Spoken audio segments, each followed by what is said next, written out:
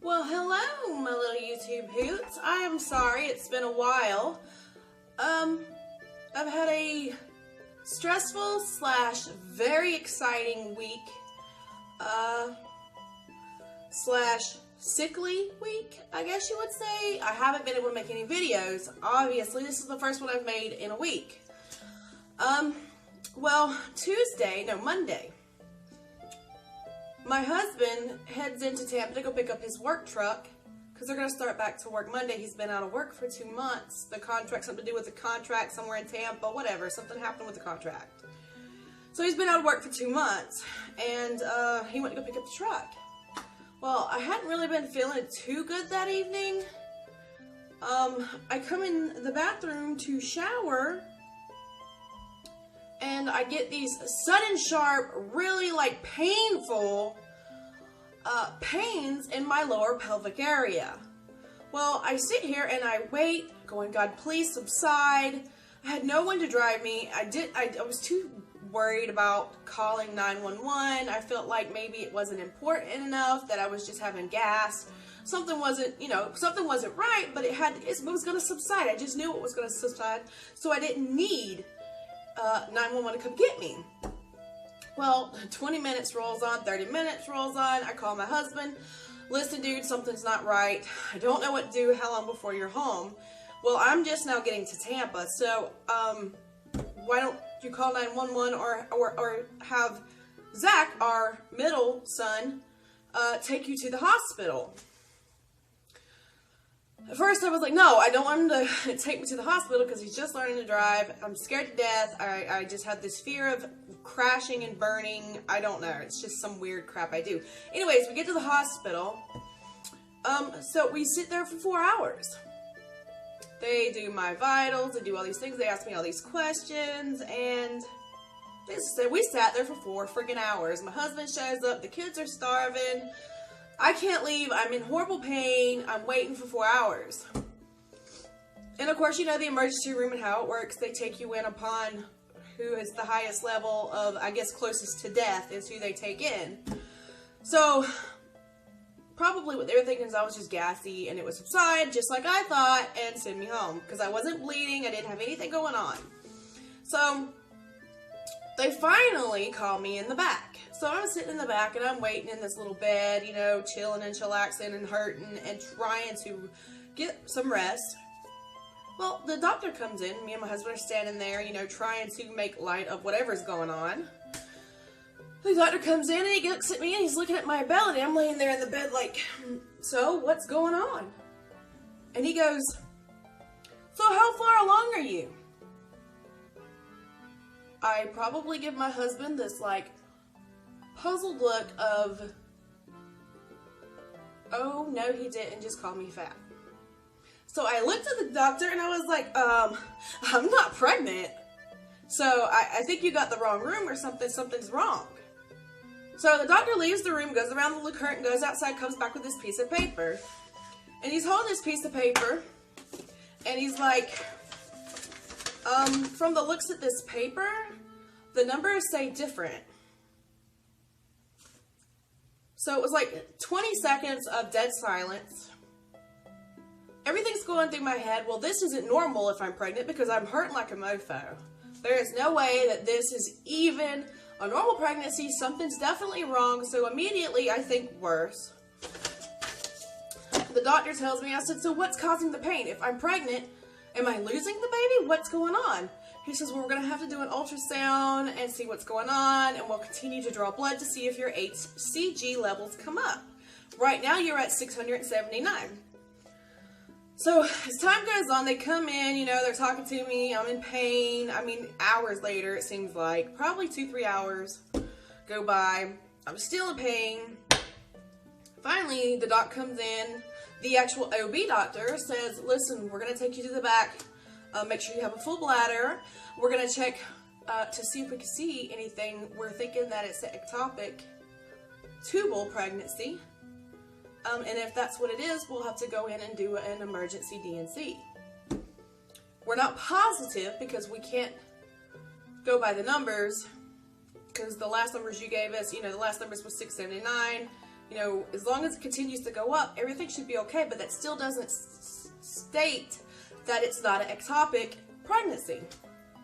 So, naturally, I'm depressed, I'm feeling horrible. Me and my husband have been married 10 years, have not had any children together, was not crossed our mind due to the fact that we just thought we weren't able, because I was not on any birth control during this time. He is not snipped. So, I mean, he has kids and I have kids, but I just thought we just didn't mix or something. It's been 10 years. So, finally after that, they make me do a lot of pee in a cup and saving my pee-pee for this and saving my pee-pee for that and coming in taking blood constantly. Finally, they come and give me some Dilaudid. I guess that's how you say Dilaudid with some nausea medicine, and oh my God, I don't remember hardly anything after that. Best stuff ever. I was so depressed, I was so down, I was hurting so bad, and that Dilaudid was a lifesaver, y'all. Knocked me the hell out.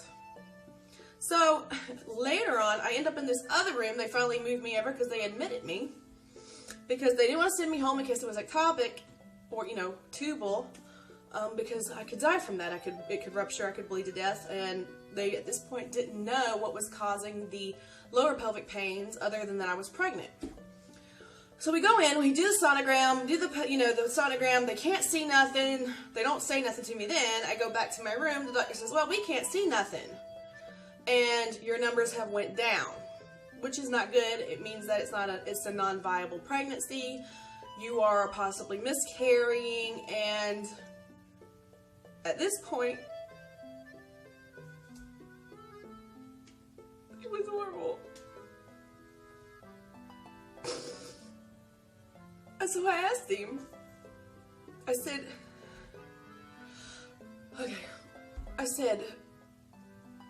have you ever seen the numbers come back up and everything be okay? He said, only one time in my whole career, and I've been in this for 25 years, I don't remember exactly how long he said. One time he's seen the numbers go up, and the numbers go down, and the numbers come back up. And that was 14 years ago. So another doctor came in, did the same stuff this doctor did to make sure that he was doing everything correct, to make sure everything is right, and the same thing came out, same thing. So then they started talking about the DSC and scheduling everything for Saturday. Sorry. Everything for Saturday, that the baby was a non-viable baby, that this was it. This was the end of it. I wasn't gonna have a kid anymore. Y'all, I cried for like 3 days straight. Okay. 3 days straight, I pretty much cried. And they come in. I've done lost my train of thought. Anyways, they scheduled all these things for Saturday. And Thursday, they continued taking the blood samples to keep track of what was going on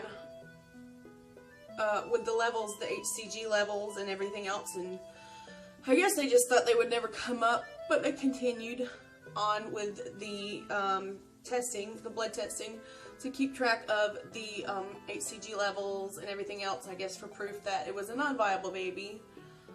Well, Thursday morning, guys, the girl comes in, she takes my blood.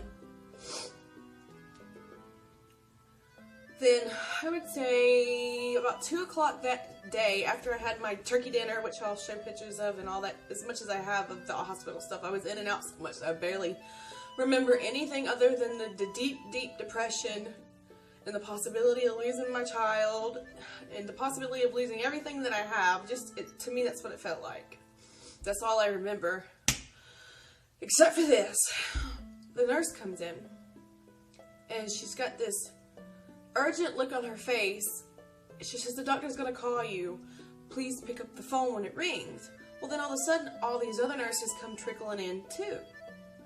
The doctor goes, hey, Miss Mosier, this is Dr. Rojas from over here at the Genesis Citrus Center for Women.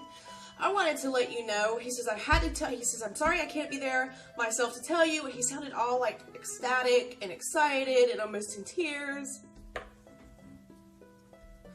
He says, I got 2 women in labor right now, but they could wait for just a few minutes. I wanted to tell you, out of the time that I've been doing this, I've never seen this before. This is a miracle. You're healthy. Your child's healthy. You can pack your stuff and go home. Just come back Monday. Come Monday for your first appointment. So this Monday is going to be my first OB appointment. I'm going to be a mama.